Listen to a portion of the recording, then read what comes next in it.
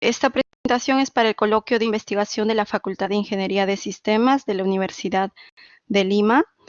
El tema que voy a presentar es acerca de métodos para la priorización de requerimientos en la evolución del software. Este trabajo es un trabajo que ha sido elaborado durante mi postdoctorado, que lo he hecho en el grupo de ingeniería de software de la Fondazione Bruno Kessler, FBK, en Italia, que lo he hecho desde septiembre de 2015 hasta abril del 2018.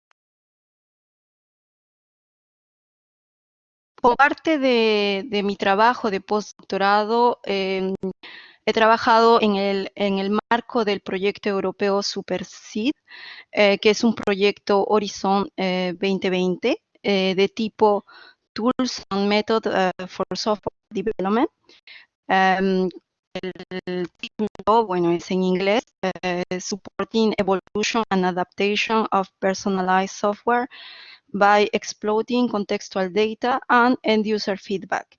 Este proyecto ha iniciado en mayo del 2015 con una duración de 3 años. Me indican que la conexión está un poco baja. Voy a cortar el video. Por favor, me indican si ahora está mejor la comunicación. Sí, perfecto. Ok, perfecto. Perfecto, ok. Bueno, como decía, durante mi postdoctorado he trabajado en el proyecto europeo SuperSeed y que inició en mayo de 2015 con una duración de 36 meses. Este proyecto ha sido conformado por 8 equipos, 4 de la academia o investigación y 4 de la industria. Aquí en el gráfico, en el mapa, podemos ver que todos los equipos fueron europeos. El grupo FBK, que se encuentra marcado en amarillo, es el único grupo como instituto de investigación pura. Tuvimos 3 universidades como parte de la academia, 2 empresas de gran envergadura, de gran tamaño, como Atos y Siemens, y 2 empresas de mediana envergadura, como Cenercon y Delta Informática. SuperSeed es un enfoque que soporta tanto la evolución como la adaptación del software a partir de datos contextuales y los comentarios de los usuarios finales.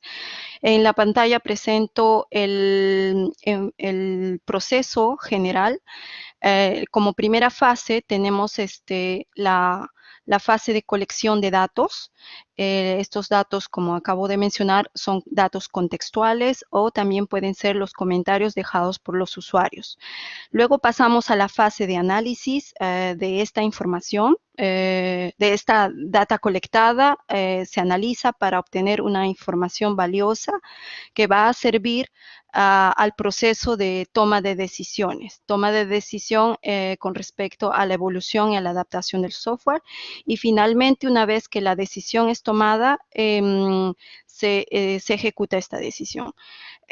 Como parte del equipo FBK, nosotros nos hemos concentrado en la parte de toma de decisiones, tanto para la evolución como la adaptación del software. Y para ello, bueno, también hemos visto parte del análisis de datos y parte de la ejecución de la decisión, pero nuestro core, vamos a decirlo así, es la parte de toma de decisiones. Para validar nuestros enfoques, hemos usado 3 casos diferentes que vienen de los equipos industriales. Por ejemplo, Siemens presentó su plataforma que proporcionaba información para soportar a un Smart City. Esta es una plataforma que contiene diferentes sensores y que proporciona información a través de API acerca, por ejemplo, del consumo de energía, del estado del ambiente, la contaminación, la humedad, etc. Es decir, que hay aplicaciones clientes que consumen esta plataforma para poder desarrollar una aplicación concreta. Cenercon, que es una empresa pequeña o mediana, presentó la aplicación Energy Saving Account, que es una aplicación que permite al usuario revisar su consumo de energía en el hogar. Es decir, los usuarios podían ver el costo de la energía consumida y también recibían algunos consejos para poder consumir menos energía.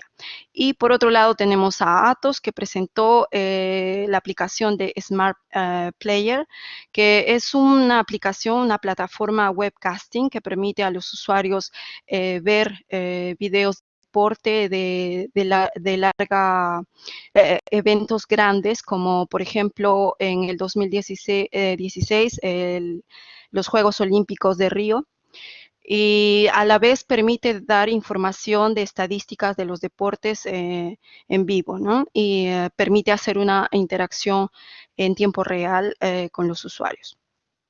Bueno, en esta presentación yo me voy a focalizar en la parte de la evolución del software.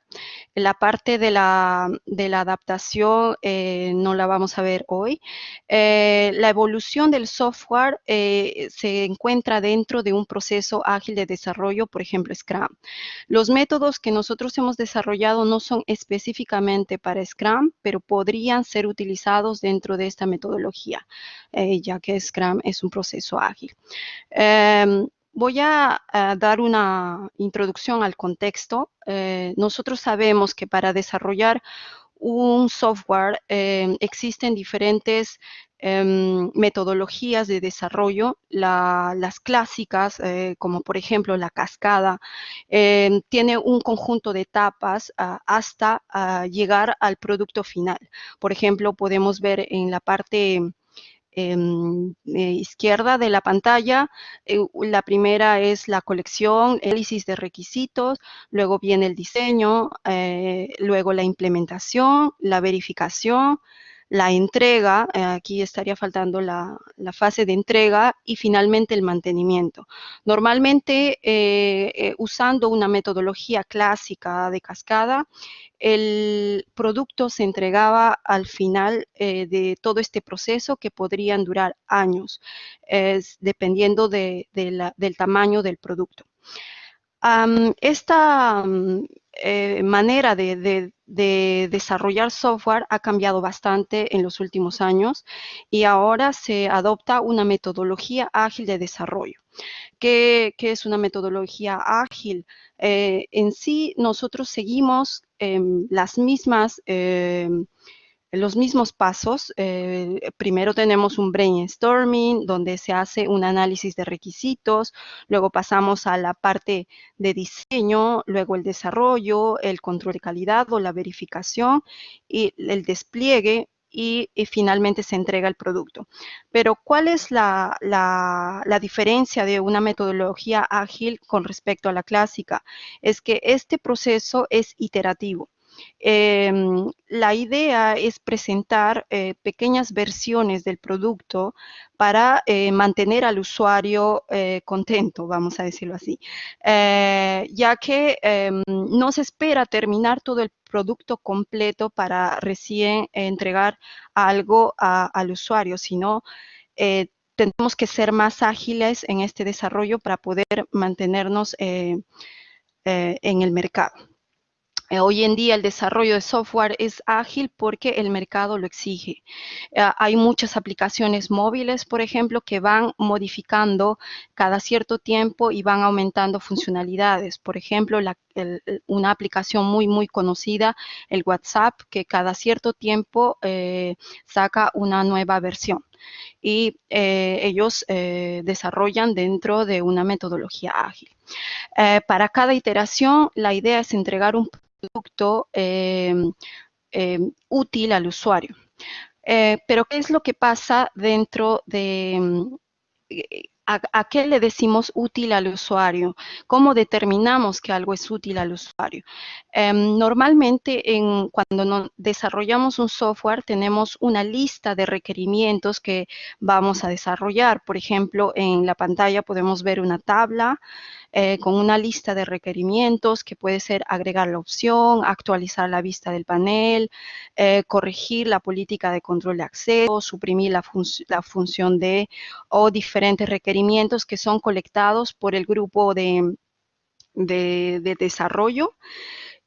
Y en esta lista de requerimientos no podemos desarrollar todos porque si desarrollamos todos nos tomaría demasiado tiempo, demasiados costos y el cliente está esperando algo ya. Por eso se necesita priorizar y seleccionar los requerimientos que son más importantes en ese momento para dar el producto rápido y en la siguiente iteración, que en inglés le decimos el Next Release Planning, en la siguiente iteración podremos implementar los otros requerimientos. Para poder decidir cuáles son los requerimientos más importantes, normalmente el equipo de desarrollo se reúne y se discute cuáles son los requerimientos más importantes. Pero aquí hay una particularidad. El equipo de desarrollo normalmente está conformado por gente que tiene diferente know-how, diferente background. El equipo de desarrollo no solamente son los desarrolladores, también está el arquitecto, está el business manager, está el representante del cliente, puede estar el que evalúa los riesgos, etcétera. Por tanto, cuando se hace una reunión, vamos a encontrar diferentes perfiles. Por ejemplo, en la pantalla he puesto 2 ejemplos. El Business Manager va a tener preguntas como cuáles son los requerimientos que nuestros usuarios apreciarán más o qué opciones son las más sexy para los usuarios. Mientras que el Technical Manager va a tener otras preguntas. Por ejemplo, considerando nuestras limitaciones de recursos y tiempo, o considerando la complejidad técnica, cuáles son los requerimientos que debemos implementar primero. Como pueden ver, son 2 puntos de vista totalmente diferentes o, claro, que se complementan, pero son diferentes, pero que ambos son importantes para tomar la decisión. Por tanto, una reunión hecha entre estas personas normalmente toma horas para poder decidir y, en la lista de requerimientos que se va a implementar. A estas prioridades se determinan gracias a un proceso de toma de decisiones con varios criterios. Decimos varios criterios porque las personas tienen diferentes puntos de vista. A esto en inglés nosotros le llamamos Multi-Criteria Requirement Prioritization. Bueno, ahora sí entro en los métodos que hemos desarrollado en el proyecto europeo y hemos desarrollado una herramienta que se llama Decision Making Game, que es una herramienta que ayuda al equipo de desarrollo a priorizar los requerimientos del sistema que serán implementados en la siguiente iteración del desarrollo del software, es decir, en el Next Release Planning. Decision Making Game está basado en 2 principios. El primero es AHP, que es un método de toma de decisiones clásico, y elementos de juegos serios o lo que le llaman serious game o gamification. Bueno, aquí presento el esquema general del proceso de decisión. He utilizado los personajes de los Simpsons. Tenemos, por ejemplo, toda la parte verde corresponde a nuestra aplicación, al proceso que nosotros soportamos. Primero, esto empieza con la especificación de requerimientos. Podemos ver a 3 personas que colectan la información y van a especificar la lista de requerimientos. Una vez que ya tenemos esta lista de requerimientos definida, viene un supervisor que va a especificar las opciones o va a configurar el juego de la toma de decisiones. ¿Qué es lo que él va a hacer? Va a elegir los requerimientos que van a entrar en el juego, va a elegir los pesos, es decir, la importancia que tiene, va a elegir los criterios por los cuales se va a decidir, por ejemplo, el esfuerzo de tiempo, el valor del usuario, el riesgo que existe al implementar un requerimiento, etcétera. Y los pesos que tienen esto, ¿no? La importancia que tienen ellos. Va a elegir los jugadores, vamos a decir así, es decir, los decision makers, y también los pesos, es decir, la importancia que tienen cada uno de ellos según el criterio, porque un technical manager su importancia es representativa para el tema de, por ejemplo, el esfuerzo de desarrollo. Pero, por ejemplo, para el análisis de riesgo del mercado o algo más administrativo, posiblemente un technical manager tenga una importancia menor. Luego, una vez que se ha configurado el juego, comienza la priorización colaborativa, es decir, un conjunto, los decision makers seleccionados, todo el conjunto de personas, van a dar su opinión acerca de la importancia de estos requerimientos. Existe una persona que le llamamos el negociador, que el algoritmo descubre que una decisión puede estar lejos del acuerdo de la masa. El negociador contacta a la persona para ratificar o si la persona ha cometido de repente un error, puede modificar su decisión o simplemente ratificarla. Una vez que este proceso, que es iterativo, termina, obtenemos una lista de prioridades de los requerimientos que permiten al supervisor tomar una decisión final. La aplicación Decision Making Game es una aplicación web, como podemos ver en la pantalla. Está basado en el proceso AHP, que es un método clásico de la toma de decisiones. Aquí en la pantalla podemos ver qué es lo que se hace. Por ejemplo, el Decision Maker prepara las alternativas, el AHP prepara una matriz de estas alternativas. Luego, el decision maker tiene que seleccionar por pares cuál es el más importante y dar su preferencia, como acabo de decir, y bueno, puede decir si ha terminado su labor o no. Esto es repetitivo por cada par. Como podemos ver aquí en la pantalla, tenemos un primer requerimiento, un segundo requerimiento y en medio está el voto que tiene que dar la persona. Por cada criterio que uno elija, ¿no? Por ejemplo, aquí es el esfuerzo de desarrollo, el valor del usuario. Finalmente, una vez que se termina el proceso, se obtiene un valor final de las prioridades. Como podemos ver, este proceso es bastante tedioso. Así que nosotros para esta aplicación hemos agregado elementos de juegos. Hemos agregado, por ejemplo, una barra de progreso, la clasificación del voto, por ejemplo, la tenemos aquí, el estado, si completó o no completó su labor, el nivel de acuerdo entre los votos, si se encuentra lejos de la masa o no, los puntos totales y el grado que obtiene. Hemos evaluado Decision Making a través de 2 evaluaciones empíricas. Una lo hemos hecho gracias a la colaboración de de los equipos industriales que ya he presentado. El resultado mostró que los elementos de juego serios del proceso de priorización de los requerimientos son percibidos como útiles para la industria. Sus beneficios son más apreciados por las grandes empresas, tal como Siemens, que usualmente tienen procesos de toma de decisiones más complejos y equipos más distribuidos físicamente, ¿no? Porque tienen muchas sedes.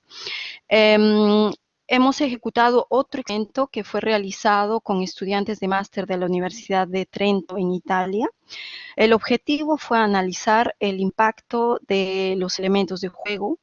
El resultado que obtuvimos mostró que el nivel de compromiso y de ejecución del proceso de toma de decisiones es mejorado cuando los elementos de juego serios están activos.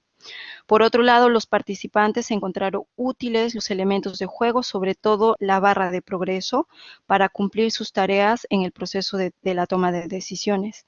Y finalmente, que los elementos parecen ser útiles para tomar más fácilmente una decisión final que sea en acuerdo a todos los participantes. Con eso concluimos una parte de nuestra investigación, pero siempre los usuarios nos hicieron ver de que este proceso de evaluación en pares sigue siendo tedioso a pesar de los elementos de juego.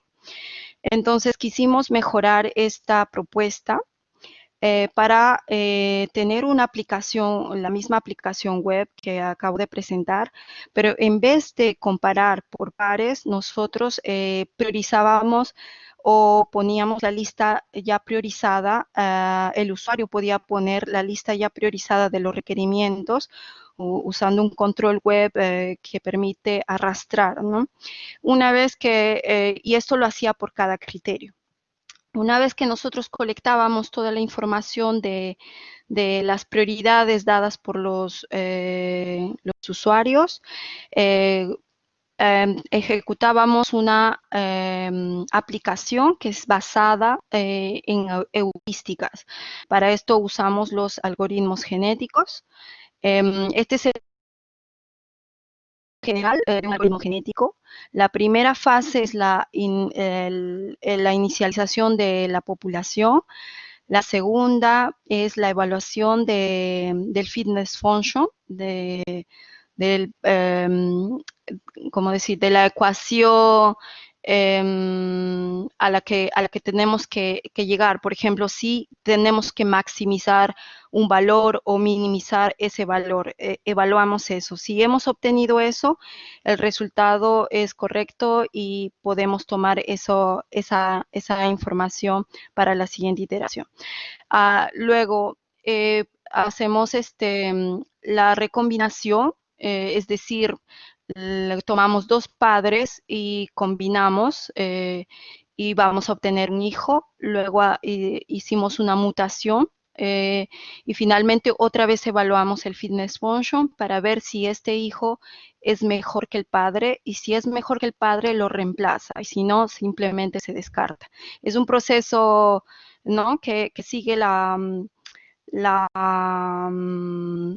genética, lo que pasa con todos los seres vivos. Hay dos padres, se mezclan, o hay seres que mutan y para mejorar en alguna manera. Es la misma idea.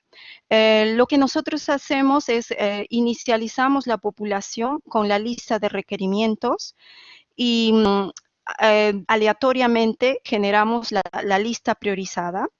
Luego, con esta lista priorizada que ha sido generada de manera aleatoria, nosotros vamos a evaluar un fitness function contra las decisiones de los usuarios, o sea, contra lo que ha enviado un usuario. ¿Y cuál es el fitness function? El fitness function, en este caso particular, es minimizar la distancia entre las decisiones, es decir, que la decisión que va a ser seleccionada es aquella que tenga menos distancia a todos los usuarios. Es así que vamos a evaluar repetitivamente, y una vez que paremos este proceso vamos a obtener un Pareto Front, es decir, todas las posibles opciones que son las más óptimas. Hemos hecho una evaluación con diferentes casos. Por ejemplo, aquí tenemos 3 casos. Para el primero tuvimos 4 requerimientos, luego 5 y 5. Para tener un caso un poco más importante, juntamos los 3 y obtuvimos 14 requerimientos. Los valores que obtuvimos fueron bastante alentadores. El tiempo es bastante rápido al usar un algoritmo genético de multicriterio o de criterio simple. Los criterios usados para este experimento solo fueron el impacto sobre el usuario o user value y el esfuerzo del desarrollo. Como acabo de decir, los valores objetivos o el fitness function fue la distancia, minimizar la distancia entre las decisiones. Finalmente comparamos nuestros resultados contra los resultados previos que obtuvimos en la primera versión del Decision Making Game. Y cuando se usa el Decision Making Game con el negociador, obtuvimos un valor que se encuentra en el Pareto From. Es decir, podríamos usar esta técnica para poder decidir las prioridades de un requerimiento.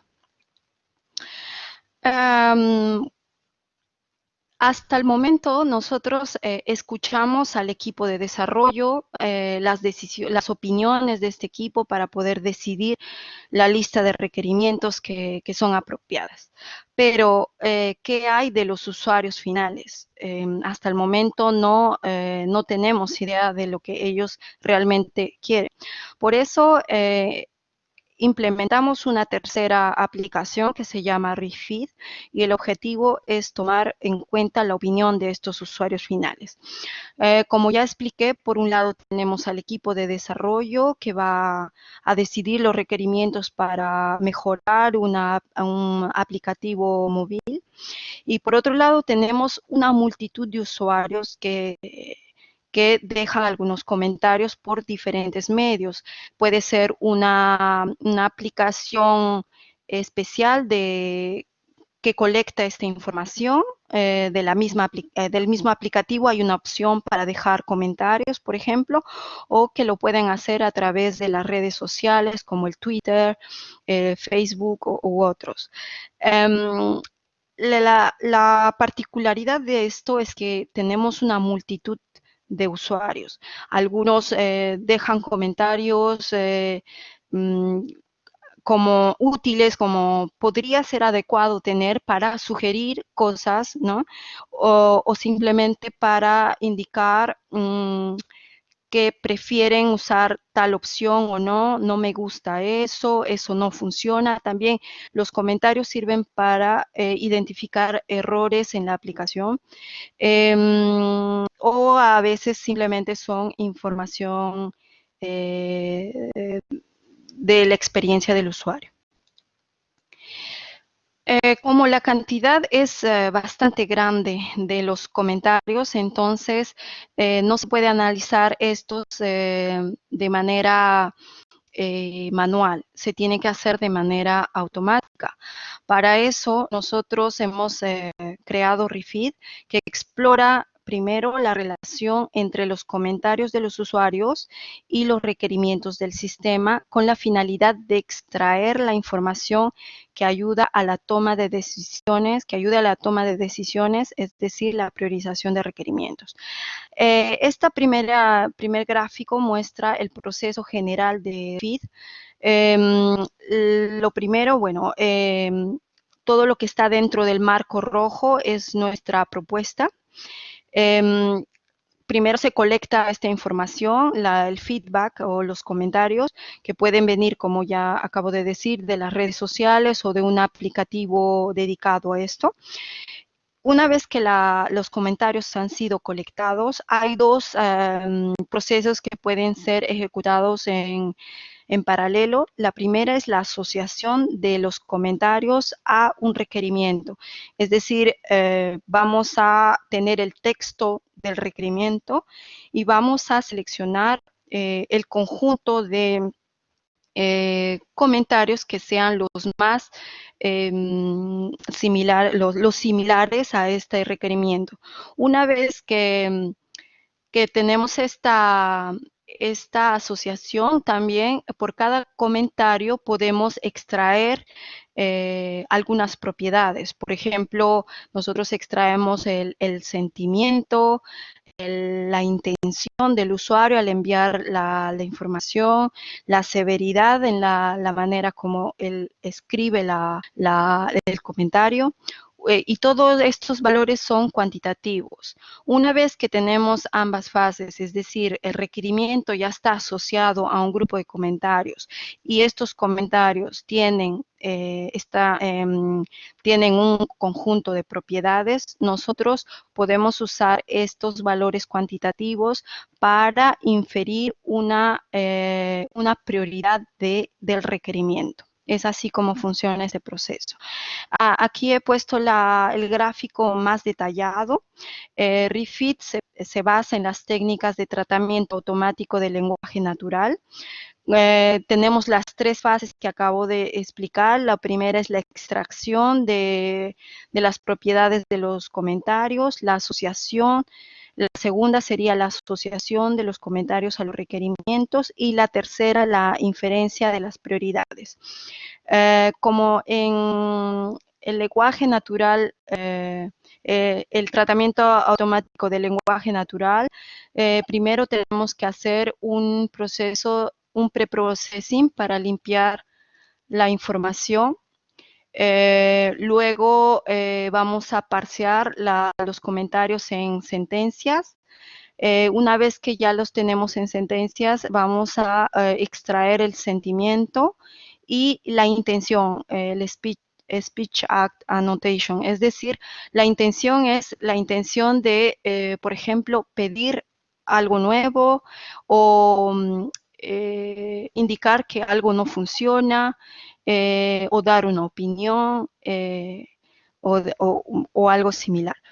A partir del análisis de sentimiento, también calculamos la severidad con la que la persona está proveyendo una información. Por ejemplo, no es igual que alguien diga la opción tal no funciona, no puedo trabajar. Que otra persona diga esta aplicación no sirve, he perdido mi tiempo, no me gusta, la odio o algo parecido. Entonces nosotros calculamos estas tres propiedades y obtenemos el comentario con propiedades. Por otro lado, tenemos los comentarios y los requerimientos. También hacemos un preprocessing, es decir, limpiamos la data.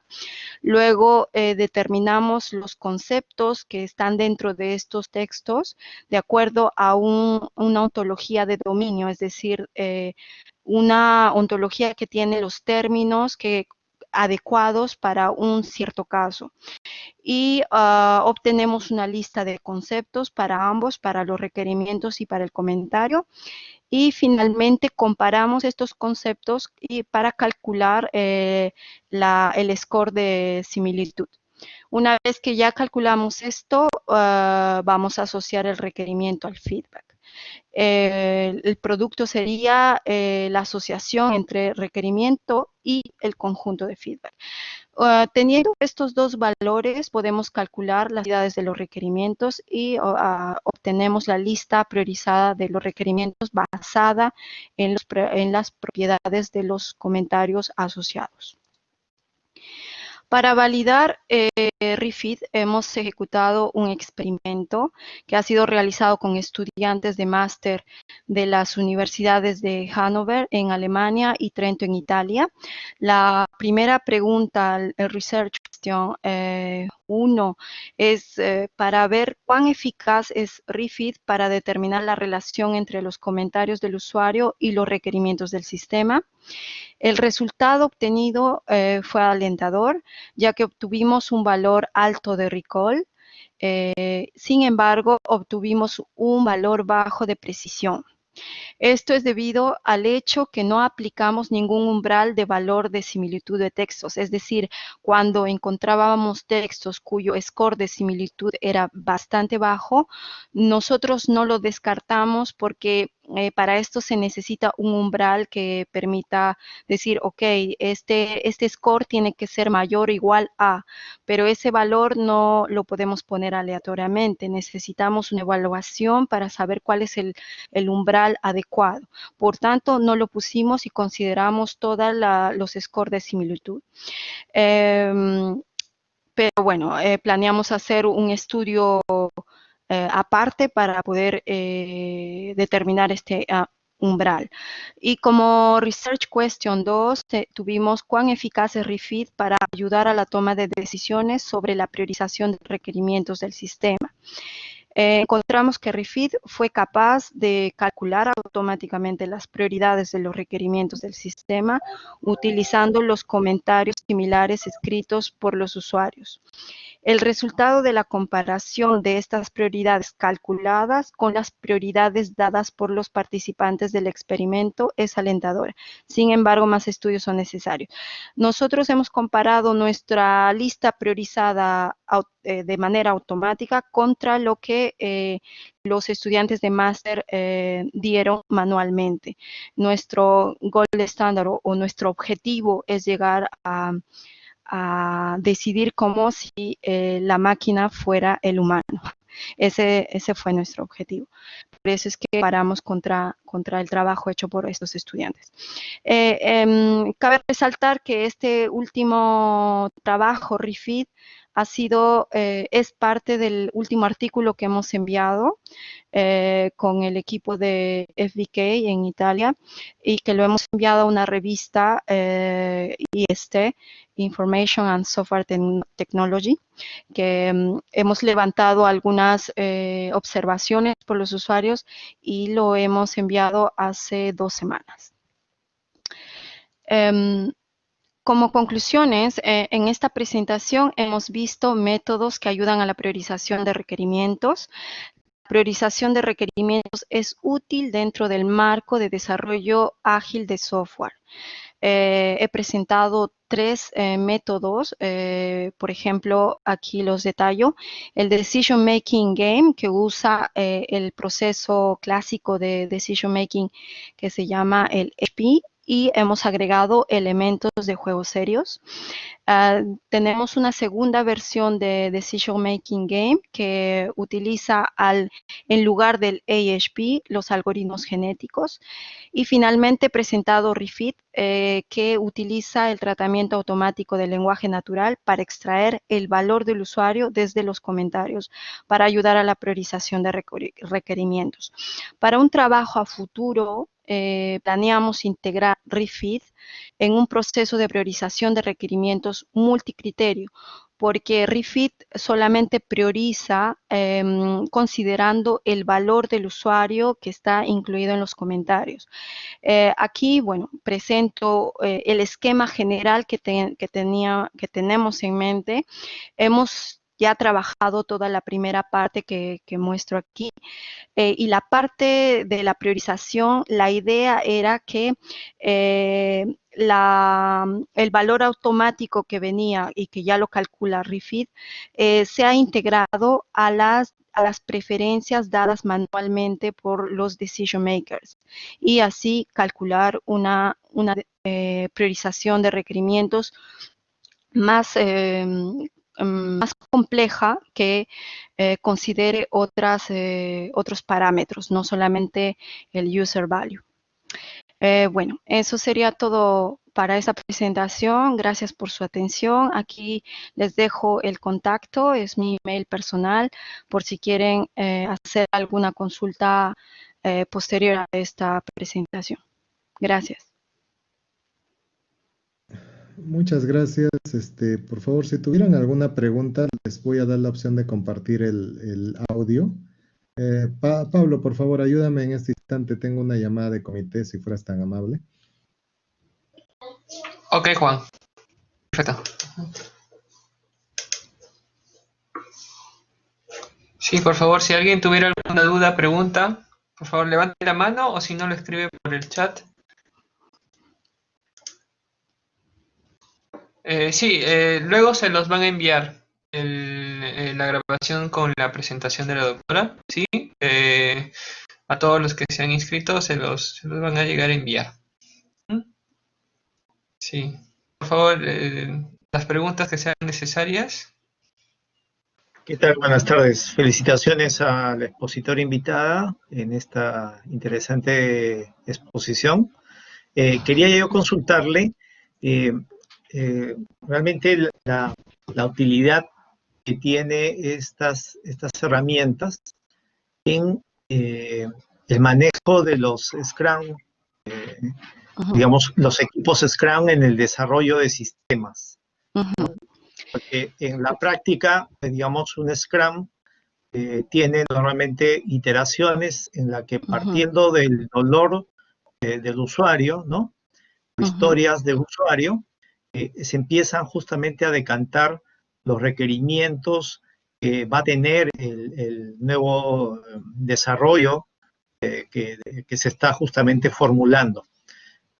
Quisiera tu opinión respecto justamente a esa ayuda, ¿no? Porque digamos, una característica que al menos yo le he vivido en mi experiencia profesional, esas iteraciones, claro, le dan mucho compromiso a los equipos, a los Scrum. Hay mucha identificación, hay mucho espíritu de grupo, pero como bien señalabas, esto demanda bastante tiempo. Y creo yo que una de las principales ventajas de esto que nos acabas de presentar es que llega a optimizar esos tiempos cuando obviamente los desarrollos de proyectos Scrum tienen que escalarse y ya empiezan a entrar en mucha complejidad, ¿no? Quisiera tu opinión, por favor. Gracias. Gracias por la pregunta. Efectivamente, en un proyecto en el que usan metodología ágil como Scrum, este tipo de aplicativo es útil, ya que en cada iteración, como usted bien lo ha dicho, hay demanda mucho esfuerzo y sobre todo, aparte del esfuerzo y el tiempo para poder decidir la lista de requerimientos que se determina de los users, las historias de usuario. Lo que también fue remarcado por nuestros clientes, nuestros equipos de industriales en este proyecto europeo, fue que toda la responsabilidad cae sobre, en este caso sería el Scrum Master.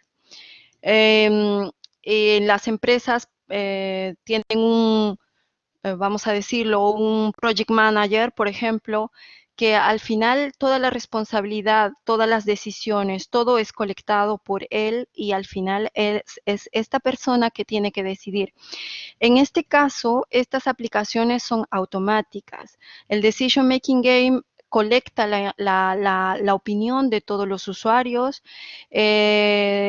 y luego la calcula matemáticamente y obtiene una lista priorizada que se acerque a la decisión más en acuerdo a todos, para que todos queden contentos, vamos a decir.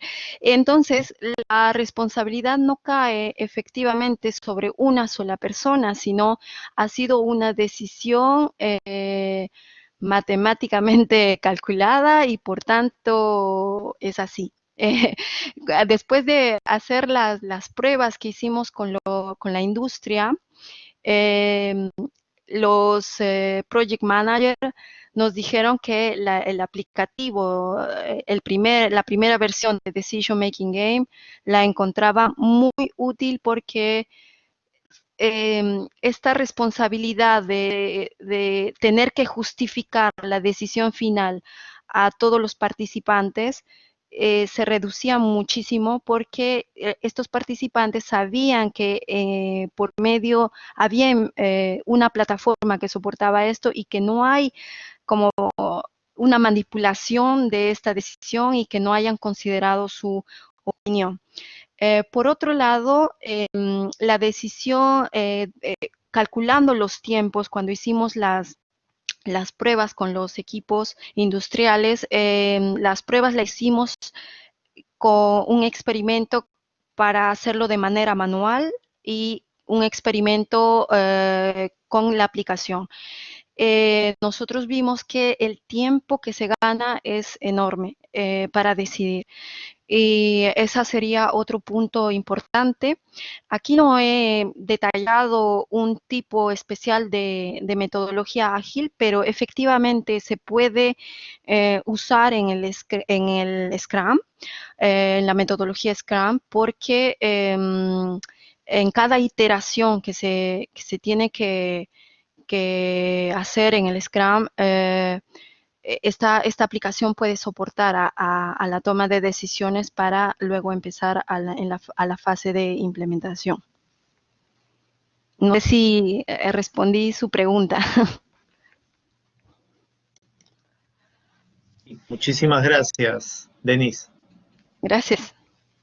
Muchas gracias, profesor Edgardo. Muchas gracias, profe Denise. Si tuviera alguien más alguna pregunta, algún profe, algún alumno. A ver, han mandado ahí una pregunta por chat, no sé si la puede leer. Dice, respecto a las técnicas de tratamiento automática del lenguaje natural en las que se basa Refit, ¿utiliza algoritmos como machine learning o deep learning? ¿O qué otro tipo de algoritmos matemáticos usa? Que bueno, en sí son heurísticas, ¿no? Algo. A ver,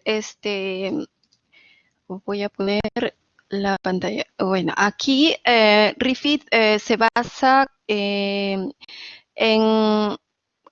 el análisis del sentimiento y también en el Speech Act Annotation. El análisis de sentimiento lo hacemos usando una herramienta que es el Stanford Core NLP, que dentro usa una técnica de Deep Learning. El Deep Learning está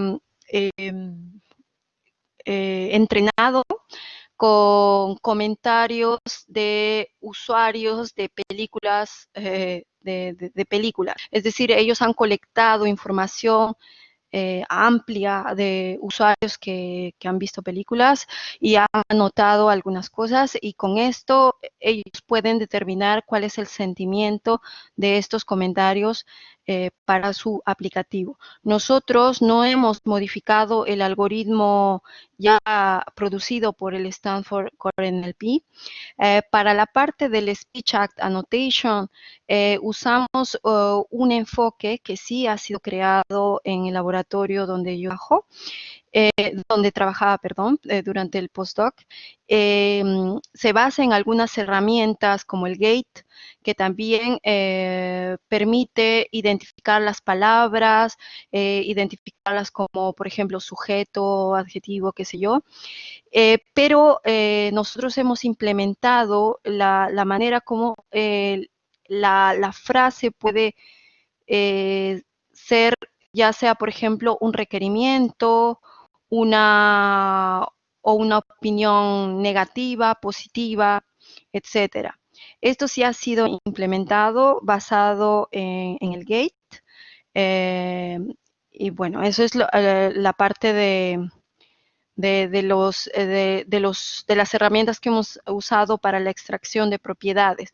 Por la parte de la asociación, nosotros usamos una ontología que la hemos creado también para esta aplicación, y usamos una ecuación simple, el Jacquard, que permite calcular la similitud entre textos. Es una ecuación matemática. No necesita ningún entrenamiento. El entrenamiento que se podría aplicar es sobre todo para el análisis de sentimiento, ¿no? Para que un texto sea positivo o negativo, necesita ser entrenado basado en algunas anotaciones, como acabo de decir, que la han hecho, Stanford lo ha hecho, pero en una dataset que es de películas. Y bueno, usamos esto para nuestro aplicativo. No sé si respondí la pregunta. Muchas gracias, profesora Denise. Y muchas gracias también, Maurice. Muy buena la pregunta, la intervención. Sí, efectivamente. Sí, si tuviesen también alguna otra pregunta, Miguel Colonna quiere saber si el nombre de la ecuación que mencionó usted. El Jacquard, Ah, la yo lo similitud escribo. de Jacquard, sí, sí, sí. La similitud de Jacquard. Ujú. Sí, exacto. El cosine también, Ah, esta es otra forma. usamos dos valores, pero al final el que usamos es el Jacquard. Claro, claro, claro. Bastante interesante. No sé si hubiese alguien más, alguna pregunta por ahí. ¿Algún, alguien más de los participantes? Justamente para contar un poco lo que habías mencionado, Denise, habíamos tenido un chico de nosotros que estaba haciendo su tesis y Ujú, él también estaba haciendo la parte de lo que vendría a ser el análisis textual, pero de lo que viene a ser las historias de usuario. ok, Estaba tratando de hacer una estimación del esfuerzo que requerían los proyectos de software a través de ese, digamos, de ese análisis que se daba, ¿no es cierto?, de las historias de usuario. ujú. Y bueno, me has dado luces un poco de de la Es similitud, el, de la distancia de Yakar, ¿no? Porque él está es- utilizando Foceno. ujú. El esfuerzo del desarrollo que implica modificar la aplicación ya hecha o algo así. Sí, sí, sí, sí. Lo que, Era en sí a ver, espérate, hasta donde tenía entendido, ujú, era la historia de usuario, no de la parte de modificación, ahí me corrijo, ujú, sino era sencillamente de la que se daba en el pleno proceso de desarrollo, es decir, no tenía que ver con mantenibilidad o algo parecido, sino iba ujú. por lo que Ok. eran las historias de usuario iniciales, ¿no? eh, Lo que podían encontrar ahí. Ok. Lo que pasa, bueno, hago esta pregunta porque ya existen trabajos Ujú.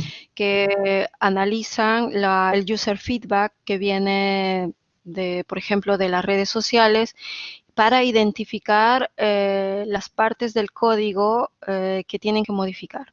Y bueno, ellos identifican la clase, el método que tienen que modificar.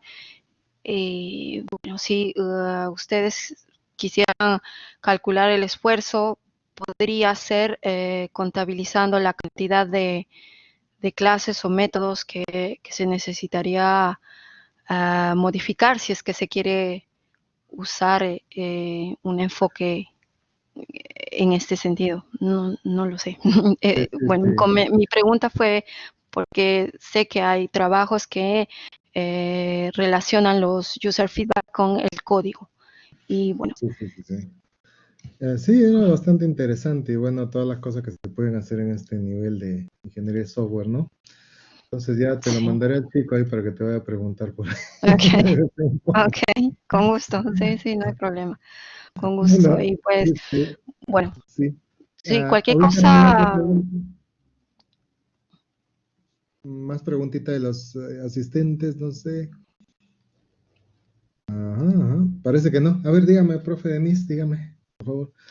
No, simplemente decía que les dejo el contacto he puesto mi email personal por si tienen alguna consulta posterior a esta presentación. Ah, Y bueno, bienvenida. Bienvenida a los comentarios, las preguntas, lo que deseen.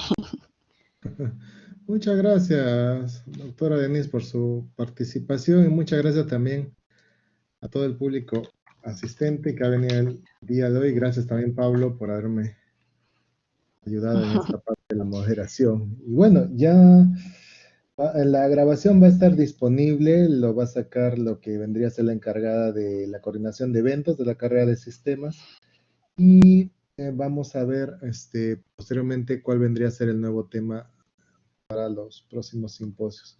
Y muchas gracias, gracias a todos los asistentes también. El PDF Eh, estarían pidiendo, a ver. sí, sí, el PDF no hay problema. Yo se lo envío a usted, usted lo publica, no sé. Ah, ya, perfecto. Bueno, muchas gracias por la invitación. Para mí es un placer trabajar con universidades de Perú para no perder el contacto. Yo estoy por aquí ya buen tiempo por Europa, pero siempre me gusta colaborar. Así que, bueno, Gracias, nos gracias. vemos. Hasta Gracias a luego. ustedes. Gracias. Gracias, nos vemos. Hasta luego. Hasta luego. Buenas tardes a todos.